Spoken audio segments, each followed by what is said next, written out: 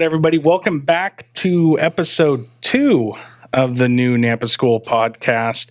I'm your host, Tyler Keefe, and I'm excited to have another great conversation. Joining me today, as always, and for future purposes, is Matt Sizemore. Matt, how you doing today? Future, present, past, whatever you want to call it. Here I am. I'm doing great, Tyler. Thank you so much for having me. I guess that's just kind of the plan anyway. So good to be here.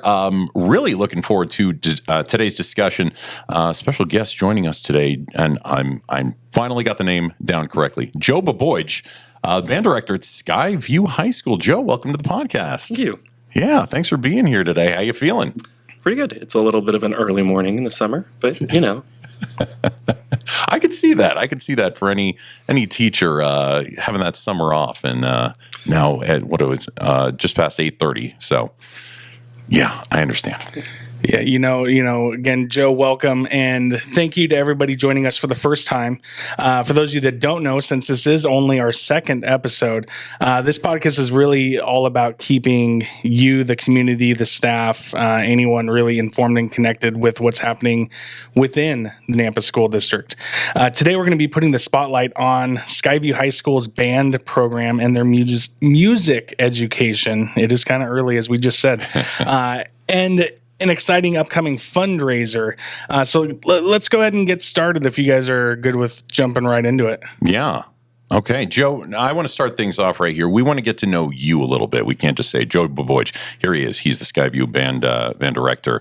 Just talk about that. Let's get to know you. Obviously, to be the director of a musical program, you have to be a musical person. Where or when, I guess you could say, did music start becoming a big part of your life? And how? Tell us a little bit of how it's led to where you are now. So I grew up singing all through elementary, and in my district, we actually started band in 4th grade. Oh, wow. So in 4th grade, I started the clarinet.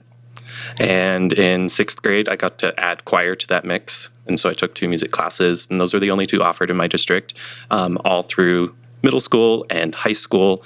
And as I kind of made my way through middle school, I actually switched to oboe, which is my primary instrument now. Moved through high school, did district, region, and state level band, district and region choir, district and region orchestra. And then I did musical theater, did indoor percussion, marching band, pretty much everything I could do in my district that was musical, a little bit of jazz band. We didn't have quite the structure for jazz band like we do in Nampa School District, where I came from. And all that was growing up in central western Pennsylvania, in a school about the size, actually, of Skyview, but it was the only high school in the district. Then after that, I went for my degree in music education from Indiana University of Pennsylvania, which is a state school in the town of Indiana, Pennsylvania. Oh. There's a lot of those in Pennsylvania if you just Google it. After that, I pursued oboe as my primary instrument. I did music composition lessons and conducting lessons. And then kind of from there started my music education journey in adulthood. Gotcha. And how long have you been the Skyview director? So I just finished my first year. Oh, okay. Wow. Well, congratulations. Thank you. Obviously, with everything you just said, incredibly musical, and you've been doing music. It's been a big part of your life, it sounds like, since mid-elementary school. So you're here now. Music's been a part of your life for many, many years. I got to ask before we get into Skyview, you doing musical things on the side? Like, are you playing the oboe in a band around town or anything like that? Actually, yes. Really? So for about 3-4 years, I was the principal oboist for the Meridian Symphony. And then I actually currently play with the Treasure Valley Concert Band, which is based out of Boise State University. It's an all-adult ensemble, mixture of professional musicians that are former teachers, just adults that really like playing their instrument, that maybe are some kind of analyst or work in a hospital. There's just a wide range of people, some retirees. But that's pretty much all I get to do nowadays, especially with being a high school band director. It's a little more of a time commitment, so I don't have a whole lot of time to do much else. Understood. So I'm gonna cut you off here because I can't get this image out of my mind. So the great movie Anchorman, Ron Burgundy is playing the jazz flute. For some reason, I just keep picturing you doing the jazz oboe, but I know that's not a thing per se. But what is it does exist? Oh, really? It does. I'm not a jazz oboist. I'm more of a classical player, but it exists. I'm gonna have to look this up. Yeah. So no single oboe player in like a local punk band or anything going on right now? No, not for me. There's still time. So let's jump over to Skyview now. Skyview's marching band program.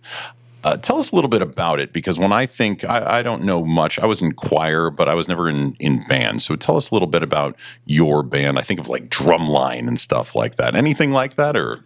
Yeah, so the way band works in Nampa School District is the first trimester is marching band for all students, and then the second and third trimester are kind of the concert groups where we play inside stuff. At Skyview, that means that we have the marching band class, which is actually where all of our woodwind and brass players are placed. And then we have a drumline class for all of our percussionists, and then a color guard class for all the students that have flags and sabers and toss things in the air. Well put. Very terrifying for me. I tried it a few times, but I'll leave it to the professionals. Yeah. After the first trimester, then we move into our concert stuff, which at Skyview, that means 2 concert bands, one ensemble, which is audition-based, and then a concert band, which is open to the rest of the band students in the school. The percussionists move into what's called percussion ensemble, which allows them to do percussion techniques and play percussion-specific pieces, while also then learning music to play with the band classes. So they don't actually meet together. They meet separately, and then before concerts, we'll spend some time outside of class combining. Then we also have, this upcoming year, we'll have 2 jazz bands at Skyview. One of them is audition only and meets for the full year. And then the other one is the second and third trimester that is open to any student interested that's part of a music program at Skyview. And that is all of our main band classes at Skyview. And it's pretty common within the district. There's some variations, but that's what we've got. That's interesting to me, because my high school growing up, it was a very small town. We literally had 2,000 people total. We just got stoplight in the past 10 years. And my high school alone, my graduating class was 95. Wow. So when you're saying all these different band things, I'm just thinking we had band. We had choir. That was it. That's all we had. And I mean, I loved my time. I played in the band. I played tuba. Loved it to death.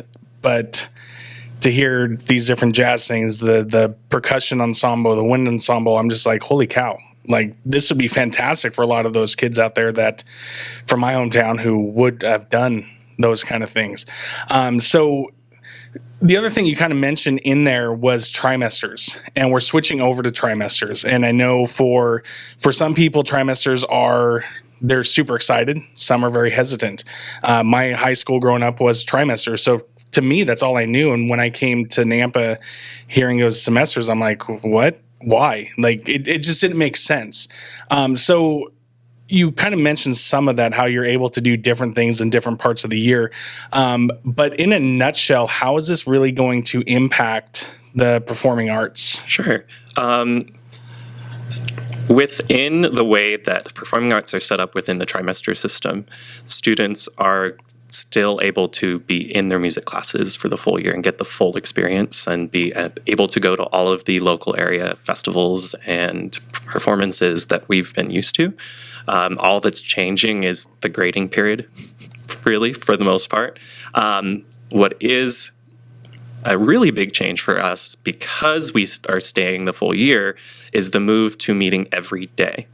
So, for example, the marching bands, we were meeting every other day for the first semester.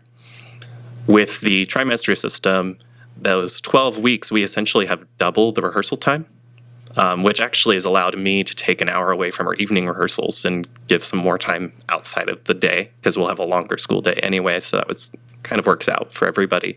And the amount of growth that we're going to be able to see is great, because they're going to play their instrument every day. As much as I would love to think that all my students practice on the off days, I know that's not exactly feasible and realistic. I mean, I don't practice every day as much as I should. But just having that ability to see them every day is going to be really game-changing for us in both the marching and concert season, because, again, that also means that the concert ensembles are meeting twice as more, if not more, because they're a 2-trimester course for band. The choir classes and orchestra classes that are 3 trimesters are meeting way more, and they're going to be able to get a lot more really musical learning done, and they're going to be able to get into the music way more than they were able to before. And so looking at that, change is hard it's human nature. Change is hard.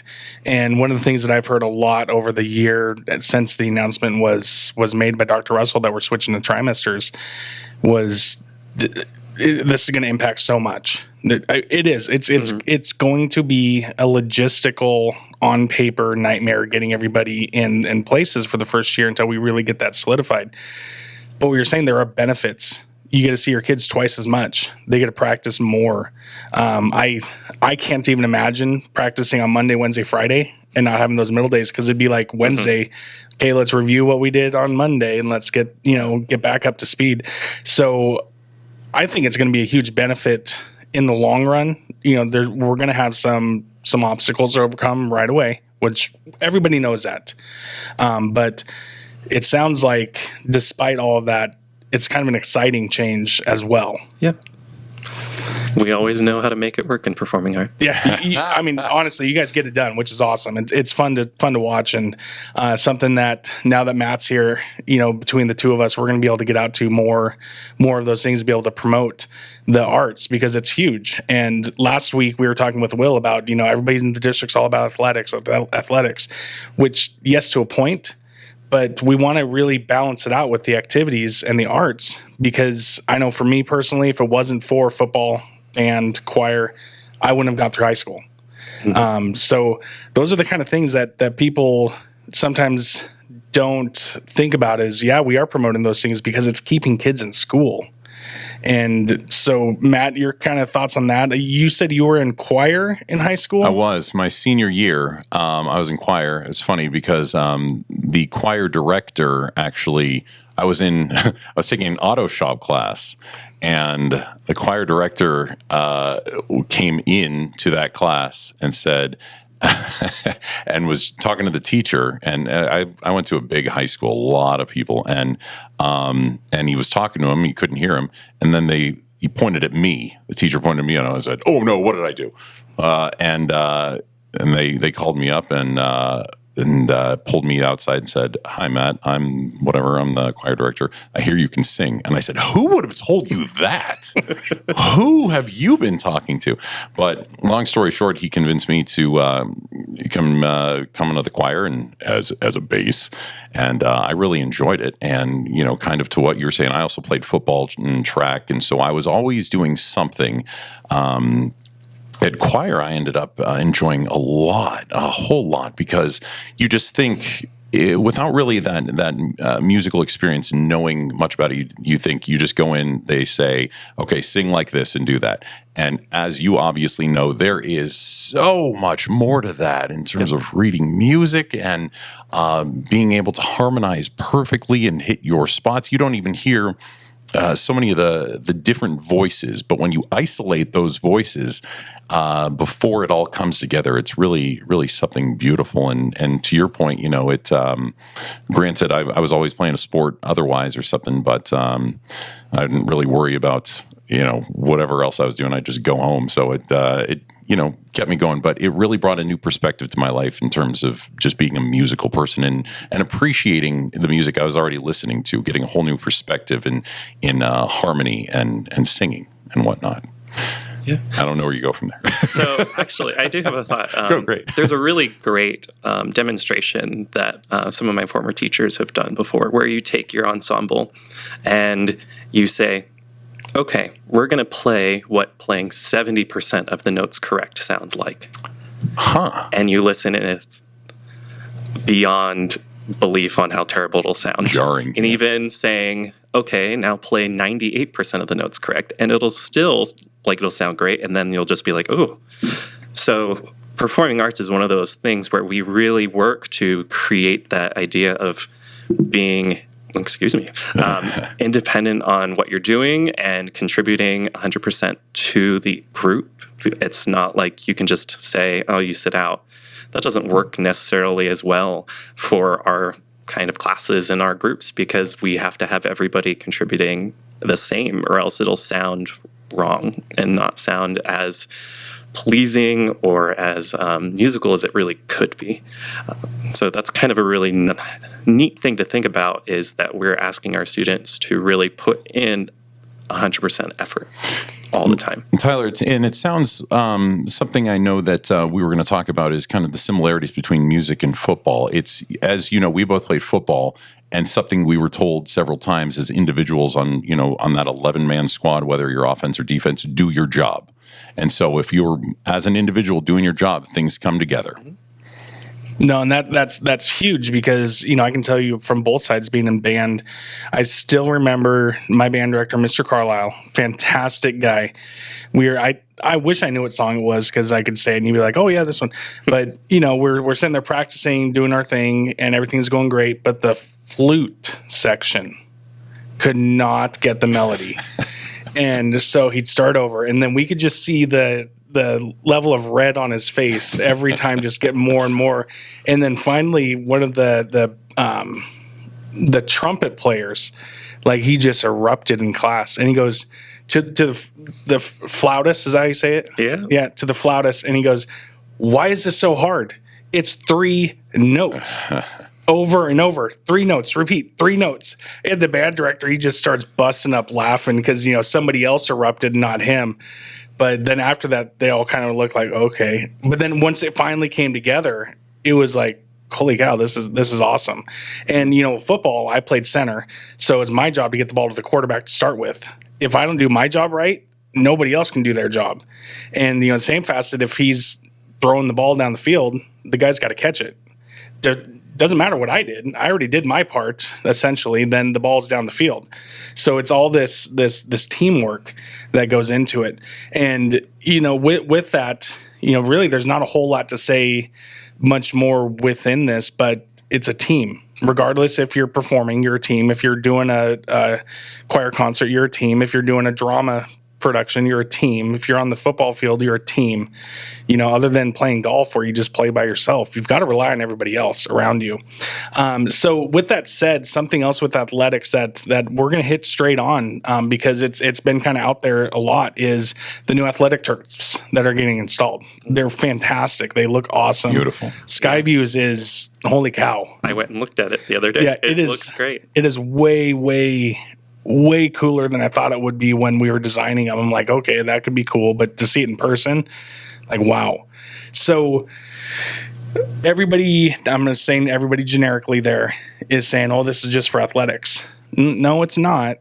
It's going to actually be able to be used by your marching band year round. So kind of tell us the advantages that people don't necessarily hear, where you are going to be able to take advantage of them. Yeah, so they purposely have placed the marching band class at a point in the day that we'll actually have field access during the school day, which is hard to do, especially with PE classes and especially with athletics being part of the school day a little bit. And it's way nicer to march on turf than it is grass, because it's consistent. You don't have to worry about holes in the ground. If you slip and fall, you're not going to get mud all over your clothes. Great. I grew up, my high school actually got turf on its practice fields and its football field around my it's been my sophomore year, junior year. And it's just nice to have the consistency to be able to move and not worry about something. And especially you mentioned before we hit record, where because you have the class during the day, it takes away from having to practice at night on the parking lot. Yeah, we're able to take like an hour away. We do need to meet in the evenings just because the 3 classes have to actually meet together. And then some of our staff members work during the day, like most people. And so having them be able to do what they do best and work with the students in the evenings is really important. So we get to use some of the time on that turf. We'll still use the lot It's nice having the parking lot because we can add dots to the parking lot. We can't add dots to the turf. I don't think anyone would like that if we spray paint the turf. But having a grid sometimes is helpful for learning all the movements we do on the field. And then one thing, last thing about this before, Matt, you get into something on achievements and stuff, lack of a better term here, it really levels the playing field across the 3 high schools. All 3 turfs are going to be the same, different design on them. But as far as the materials, how it's going to be, so really we're going to be at a point where we don't have to hear one school, oh, my field's terrible, I can't ever use it. Now all 3 get to use it and equally, in a sense, and we know there's going to be some differences, but I'm excited to see it because I do, even going to the football games, I'll still enjoy listening to the band at halftime and stuff. It still just brings me back 20 years, good grief, getting old, 20 years to when I was playing in the band. So I'm excited for that. And speaking of some achievements, Matt, you had a question on this. Yeah, Joe. You've been with Skyview now, leading the band for a year, you said, right? Correct. So how was that year? Tell us some of your highlights or achievements. It's been great. I was able to move from Lone Star up to Skyview, and so I already knew quite a few of the students. There are some students I started on their instrument when they were in 6th grade, and now they're about to be juniors. And then as a program, we were able to get 3rd place at District 3 marching band competition in our class, which was great for us. We were able to really improve over the season. The indoor color guard did really well in their winter season. They snagged some 1st place finishes in some of their competitions, and we even host a show in February when we do run the color guard program. As far as our concert groups, we were able to get some excellence, which the rating systems for concert groups are done on a 5 rated system, where 1 is the highest score you can get, which is superior, 2 is excellent, 3 is good, and then there's things below that. And so we were able to get the wind ensemble got a score of, I think, 85 or 86 with an excellent, and was a really great achievement for the students, and they felt really good about how they did. And that's similar to how the marching band season went. The students felt pretty good on how we were able to do.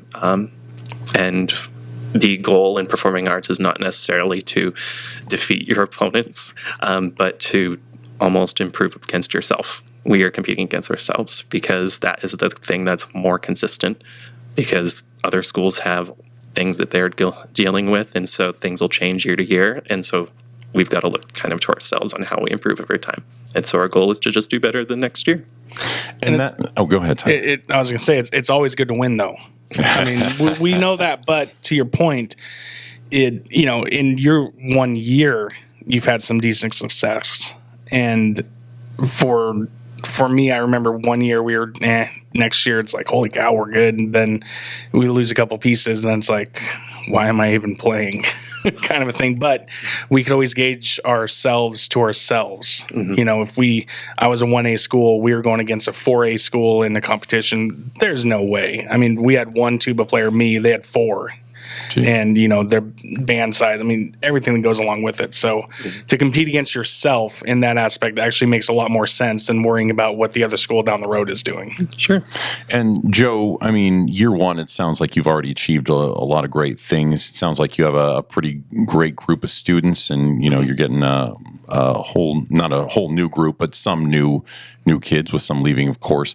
What would you say you've really learned in your first year, and things that you are going to take with you or maybe bring into your second year? Oh, that's a really, really tough question. Got to look into myself over the summer. That's terrible of you. I think a lot of the first year has been just building my own confidence and knowing how to approach the students in the courses. And I said I'm an oboist. I'm not necessarily a jazz player, but I've been teaching jazz band now. And so the kind of learning and growth and using student knowledge where I might not have it at the moment, and I Obviously, I spend a lot of time outside of the class researching more and getting new information. There's lots of really great local resources, and that's one of the things I really love about the Treasure Valley, is just branching out and giving the students opportunities. And a lot of the first year is just running by the seat of your pants, hoping that you're catching everything. And I think this next year is going to be a lot of, okay, I know kind of the general idea of when things happen, where I need to be for things, what's expected, and also where can I push students now that I've known them for a year and I know a little more of what their abilities are. And I think that's kind of the really cool thing, is being able to then go, okay, where can I take them next? That's awesome. So looking at things, especially an upcoming fundraiser that you have. I mean, I'm still waiting for Kendall Ford to come in and be like, okay, we want to sponsor this. This will be the Kendall Ford, studio kind of a thing. And it's, just joking about that. But if they are listening, we'll gladly take it and name the studio. But please, you guys have a fireworks sale that's starting really soon. I believe today, day one. Oh, wow. That's very soon. There we go. So tell us about the fireworks sale. And before we get into that side of it, I do just want to make a kind of disclaimer saying here that, we are very appreciative of everybody that voted their levy, and the bands, the arts, they do get a good portion of the levy money, but there's still a reason why we are doing a fundraiser sale. So kind of talk to us about that. Sure. So the fireworks fundraiser started quite a while ago, and it is run by our booster organization. It's the main fundraiser that they do throughout the year. It's all parent and student run. They are at the corner of Southside and Greenhurst. I think that's the location. And so a lot of what this fundraiser will do is kind of support the band throughout the fall and some of the other events that they'll contribute to throughout the rest of the year when it comes to meals and transporting our equipment and trailers and things like that. There's also some other things that they help fund throughout the year that, while we do get a really great amount from the district thanks to the levy, that this then supports that for things that maybe aren't appropriate to use levy funds for. No, it makes sense. So are there some other ways that the community could also get involved? I mean, obviously they can go out buy fireworks. I mean, Yes, 4th of July is coming up. Are you open to having an ICCU band trailer? Those kind of things. Like, is that open? The boosters actually do sponsorships on the trailer. So that is something that they are actively pursuing. So if anyone is interested in that, the Skyview Band and Guard at gmail.com, I think, is their email. And they can maybe put in some funds to be a sponsor on the band trailer. There's always other ways to contribute with donations to the program that can be made through the school, or even donating food items, so that way the boosters can just prep it and then it's already ready for our competition days. We're doing 5 competitions this season, with one of them being out of state, and so there's also some costs associated with going out of state. Charter buses are expensive, hotels are expensive, and we want to keep costs low for students to be able to participate in these things. So, Joe, I think you were just really hitting it on the head right there with the importance of fundraisers like this. But in your own words, how important are these kind of fundraisers? The fundraisers in general, if we didn't have to do them, we wouldn't. Yeah. But to be the most funded performing arts organizations, it takes a lot. And so these kind of things are what help keep us sustained and really allow us to create experiences for students. Instruments are not cheap.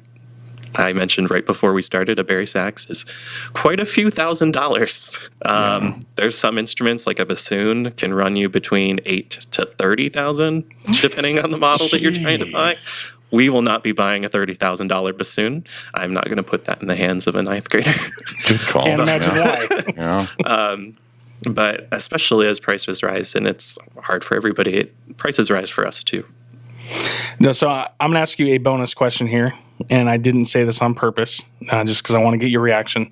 So thinking all-time movies. So the topic is going to be movies, and it's going to be a movie about music and band, those kind of things. So what is your favorite go-to music-related movie, and why is it Mr. Holland's Opus? Richard drank I've never watched it. Oh, man. I'm not necessarily a movie person. I will admit that right off the bat.